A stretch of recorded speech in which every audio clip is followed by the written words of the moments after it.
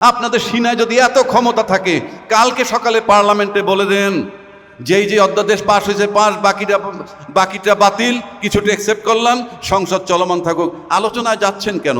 2/3 majority আপনার আছে, আপনার ভয় কিসের? এর কারণ আপনার টোটালটা অবৈধভাবে করতেছেন। আপনারা প্রত্যেকে এসির ভিতরে ঘামতেছেন। আর যদি কেউ এসির ভিতরে ঠান্ডা থাকেন, বাইরের থেকে মানুষ দেখবে আপনার কপালে ঘাম নাই, কিন্তু আপনার ভিতরে ঘাম আছে। এবং সেই কারণে আপনি বোধহয় খুব দ্রুত অনেক কিছু করতে চাচ্ছেন। ব্যারিস্টার বেলায়েত একটু আগে বলে গেল 180 দিনের মধ্যে এই সংবিধান যদি সরকারি সিদ্ধান্ত নেয়, তাহলে তাদের মেয়াদ 180 দিন চিন্তা করা উচিত। আর আমি বলবো, তারা এত তড়িঘড়ি করছেন কেন? What is their agenda? আপনি কি 5 বছর থাকতে চান? যদি 5 বছর থাকতেই চাবেন, আপনি কেন বিরোধী দলকে বাধ্য করতেছেন সংসদে না টেকার? আন্নুর প্রোডাক্টসের ঘি কেন খাঁটি?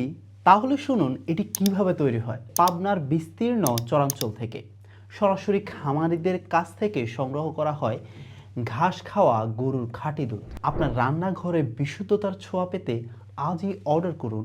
অর্ডার করতে অর্ডার নাও বাটনে ক্লিক করুন অথবা আন্নুর প্রোডাক্টসের ফেসবুক পেজে মেসেজ করুন। সংবিধানের দোহাই এত দেন, সিনায় বল থাকলে কালকে বঙ্গবন্ধুর ছবিটা ঝুলিয়ে দেন সংবিধানের 4-এর ক মোতাবেক। কেন ঝুলাতে পারছেন না? আমি পছন্দ করি কি না করি, দ্যাট ইজ ইমম্যাটেরিয়াল। আপনি সংবিধানের দোহাই দিয়ে 4-এর ক মোতাবেক আপনার অফিসে মাথার উপরে বঙ্গবন্ধুর ছবি ঝুলছে না কেন? 2 নম্বর, কাগজে লেখা একটা, আপনি পড়ছেন আর একটা। যেই কাগজে লেখা আছে, ষষ্ঠ তফসিলে বলা আছে বাংলাদেশের স্বাধীনতার ঘোষক বঙ্গবন্ধু শেখ মুজিবুর রহমান। আমি ব্যক্তি কি সেটা আমার কাছে সাবজেক্ট না, কিন্তু সংবিধানে তো তাই বলা আছে। তাহলে আপনার সংবিধানে লেখা একটা, উচ্চারণ করেন আর একটা, যে জিয়া রহমানের স্বাধীনতার ঘোষক। আমি তো জিয়া রহমানের স্বাধীনতার ঘোষক, বঙ্গবন্ধুর স্বাধীনতার ঘোষক, এই বিতর্কে আমি নাই। এই বিতর্ক আপনাদের। আপনারা এখন ক্ষমতা আছেন, যখন জিয়াউর রহমান সাহেবের স্বাধীনতার ঘোষক, কালকে আরেকজন আসবে, সে স্বাধীনতার ঘোষক। রাষ্ট্র এভাবে চলতে পারে না। এটা ক্লাব বা সমিতি না, এটা আপনাদেরকে মাথায় রাখতে হবে। এখন আজকের বিষয় এই যে নেক্সাস ডিফেন্স এবং জাস্টিস আয়োজিত, আমি তাদেরকে অ্যাপ্রিসিয়েট করি এই কারণে যে তারা অনেক খারাপ পরিস্থিতির মধ্যে এটাকে চালিয়ে যাচ্ছে। সেজন্য আজকের বিষয়বস্তুটা হলো জুলাই সনদ বাস্তবায়ন আদেশ, আইনি ও রাজনৈতিক চ্যালেঞ্জ। ইয়েস, আইনি ও রাজনৈতিক চ্যালেঞ্জ দুটোই আছে। রাজনৈতিক চ্যালেঞ্জটা মোকাবেলা করা খুবই সহজ। আপনি যদি এই গণভোট মেনে নেন, সেই মোতাবেক সংশোধন করেন, হয়ে গেল রাজনৈতিক সমাধান। পাশাপাশি আইনও মানা হলো। বিষয়টা তো সহজ, আপনারা জটিল করছেন কেন? শেখ হাসিনা 2008-এ ক্ষমতায় যাওয়ার পর 14 সাল থেকে তার যাত্রা শুরু হলো স্বৈরাচারের দিক, যখন তিনি 153টা সিট বিনা প্রতিদ্বন্দ্বিতা নিয়ে নিলেন। কিন্তু আপনারা তো দেখতেছি ফ্রম ডে 1 স্বৈরাচারী আচরণ করতেছেন। ফ্রম ডে 1 সংসদের বয়স 2 মাসও হয় নাই, 1 মাস চলছে হয়তোবা। সেক্ষেত্রে আপনার শুরুতেই এসে বলে দিলেন গণভোট মানবেন না। এইবার আসেন, এটার আইনি সমাধান কি এবং এটার প্রয়োজনটা কি, অত্যন্ত গুরুত্বপূর্ণ। আপনারা জানেন বাংলাদেশে অনেক অভ্যুত্থান হয়েছে, এরশাদকে সরানো হয়েছে, এমনকি বেগম খালেদা জিয়াকে অপসারণ করা হয়েছে আন্দোলনের মাধ্যমে টু সাম এক্সটেন্ট, এবং তাকে বাধ্য করা হয়েছিল 3 দলের রূপরেখা মোতাবেক আপনার তত্ত্বাবধায়ক সরকার বানাতে। তার মানে কি? কিন্তু এই ব্যতিক্রম ধর্মী অভ্যুত্থান আপনারা দেখছেন কি না? আমি যদি এটাকে বিপ্লব বলি, সারা দেশের মিডিয়া, বিজনেস কমিউনিটি, প্রশাসন এটাকে অভ্যুত্থান বলে এবং অভ্যুত্থানকারীদেরকে ক্রিমিনাল হিসাবে চিহ্নিত করার চেষ্টা করছেন।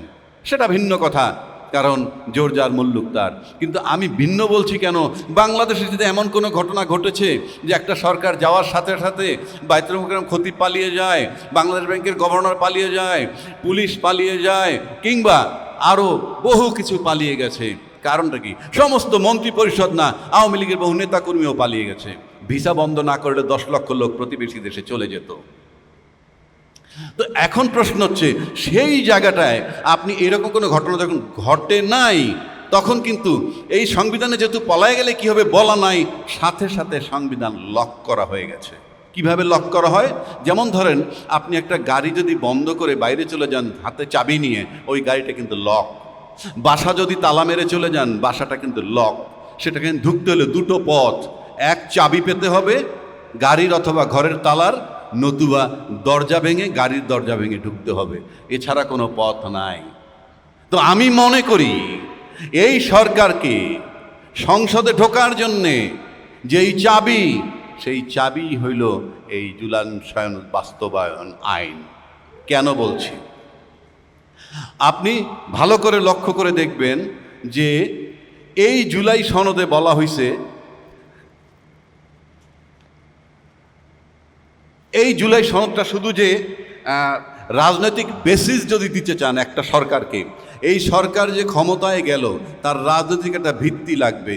সেই ভিত্তিটা কি? সেই ভিত্তিটি হলো এই সনদ। শুধু তাই নয়, আমাদের নৈতিক দায়িত্ব ধারাবাহিকতা রক্ষা করা। আওয়ামী লীগ সরকার চলে গেল, বিএনপি সরকার টেক ওভার করলো, এর মাঝখানে এই যে ধারাবাহিকতাটা আপনি কিভাবে রাখবেন? সুতরাং এই দুইটা সরকারের মধ্যে যে একটা ব্রিজ বা সেতু যেটা বলেন, সেটাই হলো এই জুলাই সনদ বাস্তবায়ন অধ্যাদেশ। আর নয়তো আপনি কোনো ধারাবাহিকতা থাকবে না। কেন থাকবে না? আপনি সংবিধানের দোহাই দিচ্ছেন, সংবিধানের ধারা, আমি একটু আগে শিশিরমণি বলে গেছে, সবাই জানে, গ্রামে গঞ্জে সবাই জানে, সংসদ ভেঙে যাওয়ার পর 90 দিনের মধ্যে নির্বাচন।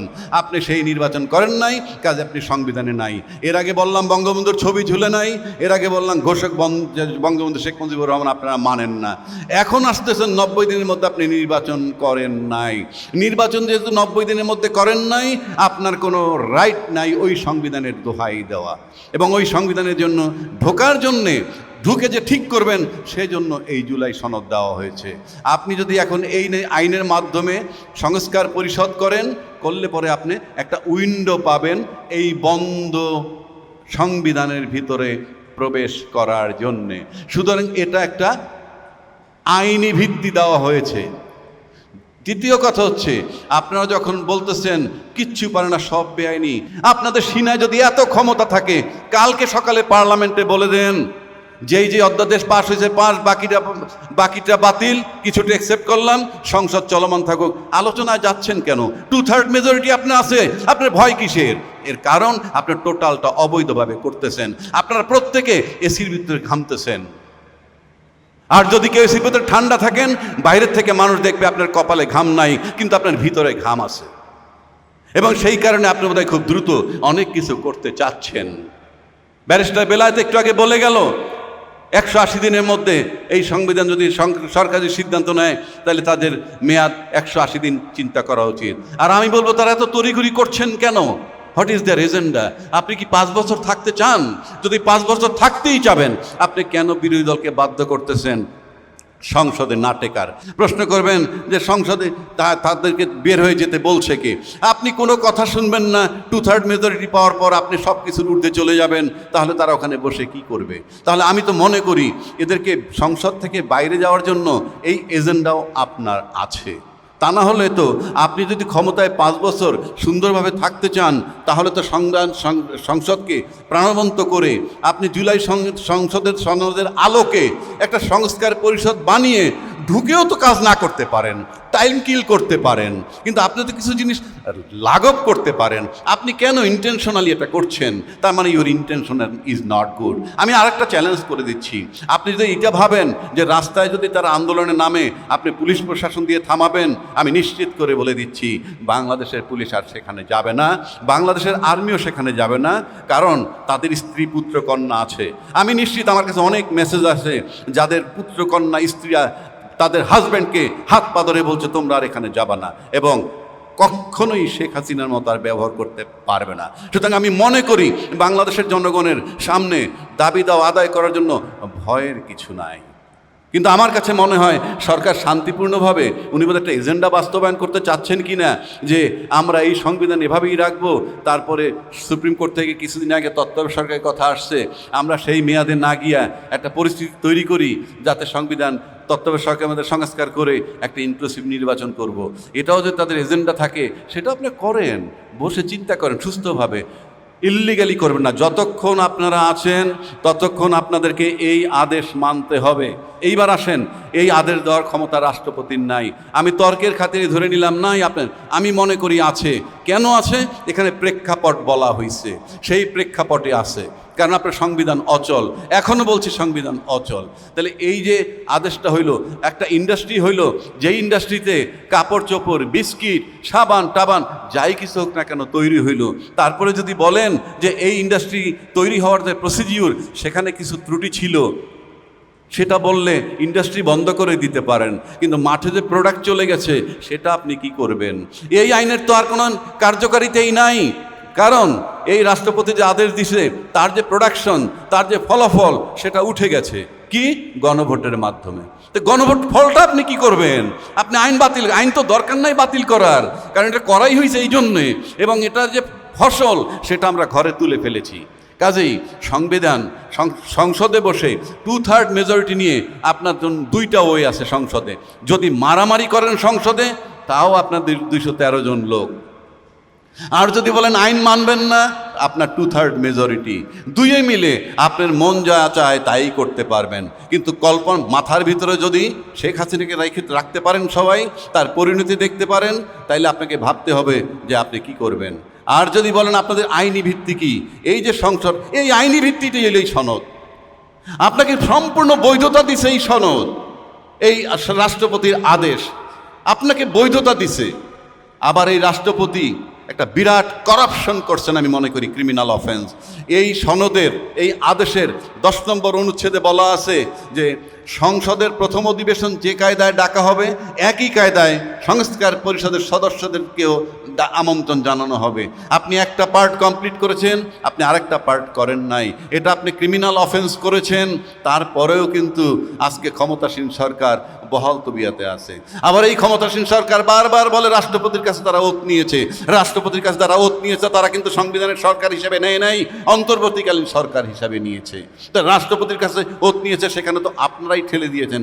ভালো কথা, রাষ্ট্রপতির কাছে ওত নিয়েছে, তো তারা এখন কেন মানবে না? এ সমস্ত সস্তা কথা বলতেছেন আপনারা তো পদে পদে। আপনার নাম্বার 1 সংবিধানে নাই, নাম্বার 2 সংবিধান ফলো করতেছেন না, নাম্বার 3 আপনার আইনি ভিত্তি হলো এই রাষ্ট্রপতির আদেশ। যদি আপনি সেটা ফলো না করেন এবং গণভোট যদি না মানেন, সময় বলে দিবে এর কনসিকুয়েন্স কি, সামাল দিতে পারবেন কিনা সেটাও মাথায় রাখতে হবে। ধন্যবাদ সকলকে।